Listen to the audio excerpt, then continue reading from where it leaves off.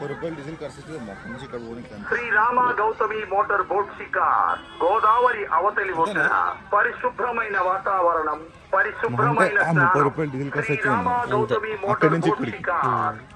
Srirama Gautami motor boat Bhadrachalam Godavari అవతలి ఒడ్డున భద్రాచలం గోదావరి వాతావరణం పరిశుభ్రమైన స్నానం శ్రీరామ గౌతమి మోటార్ బోట్ షికార్